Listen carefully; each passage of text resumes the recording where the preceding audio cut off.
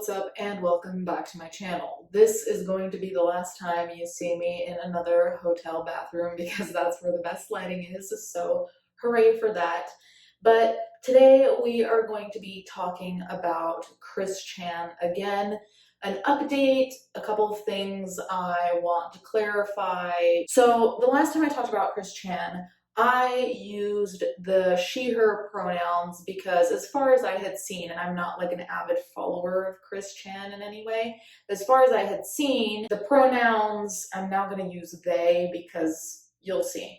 The pronouns they used were she, her because they, as far as I understood, were trans. Since then, between the comment section and then just me doing my own research about what people have been saying, what's been leaked, so on and so forth, apparently Chris Chan's transness has been questioned, or like the transness is related to being able to get with a certain type of person. A commenter said, Chris Chan straight up said the reason why he transitioned, quote unquote, was because he thought it would let him sleep with lesbians as well as straight women. There are apparently a lot of comments like that, and I am not the trans police. I don't know what someone's feeling. I don't know what someone's doing, but it has been said multiple times that Chris Chan doesn't actually identify as trans.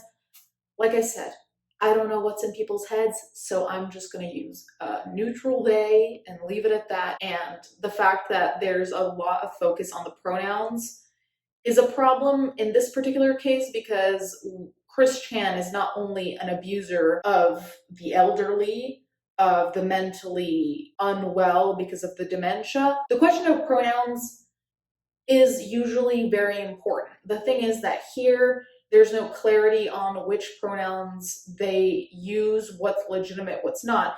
And the most important part really is to respect the victim, Chris Chan's mother, who was raped by Chris Chan. And so in this particular case, I don't think focusing on the pronouns is productive. On the other hand, I think we need to focus on the crimes committed between the incest, the rape, and the mental manipulation as well. So that's all I'm going to say about my prior video, and I'm going to go with they, like I said.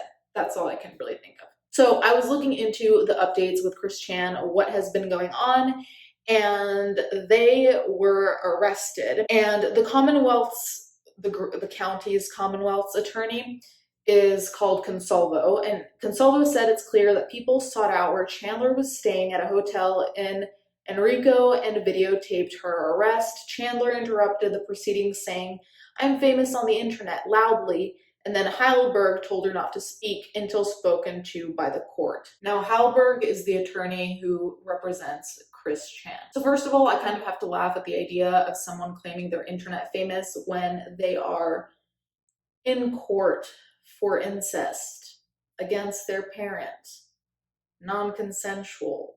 And like I've said before, you guys know, I'm not pro-incest, but the fact that this was non-consensual with someone who has dementia just adds so many extra layers of headaches, migraines, disgust, a whole lot of things that frankly are just terrible. Saying that they're famous on the internet, I don't know, were they expecting the judge to be like, oh, my bad, you're famous on the internet, so like, be free, keep abusing people.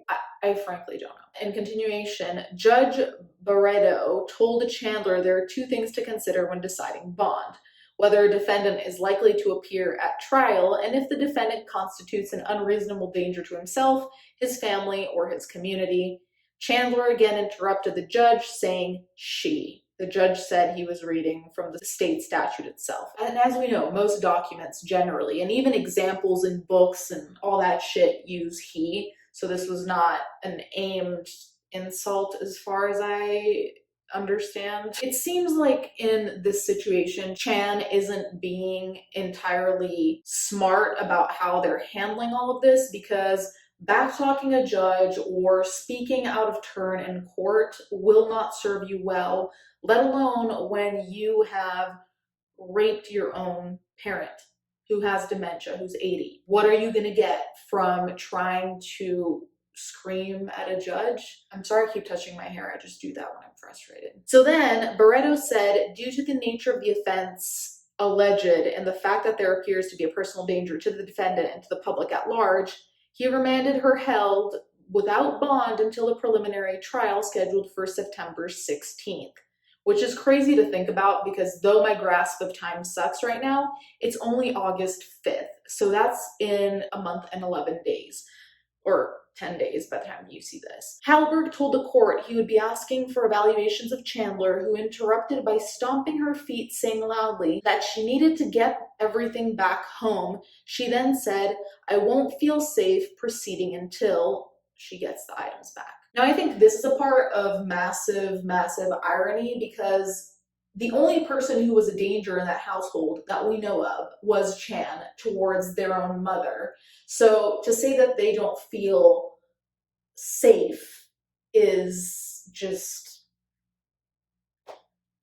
really. So on top of that, the other additional new information that we have on this whole situation is regarding Chan's gender categorization, as in, are they going to go to a women's jail? Are they going to go to a men's jail? Which is a big deal because I think we can all imagine the type of treatment they'd get in jail A or jail B. It said that on Thursday morning, Chandler's gender categorization on the VINE custody request system was changed from female to male. And therefore, it seems like Chan will be going to a male prison, which I don't know how that's going to work out. I don't even know if Chan's going to be put in some kind of solitary confinement, specifically because people who abuse children typically are very big targets in prisons. I don't know about people who abuse the elderly because frankly I've seen that a lot less, but generally speaking, people who are abusers of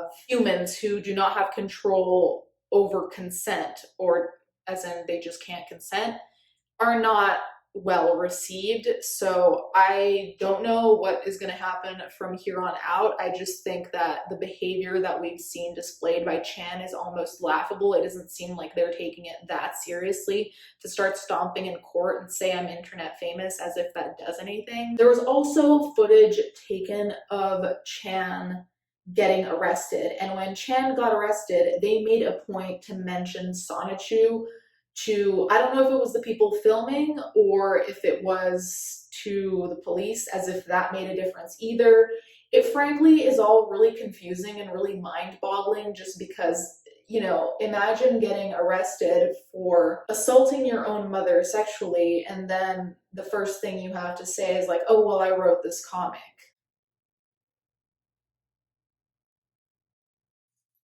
I'll put clips of it in if I can, if I don't get copyrighted to hell.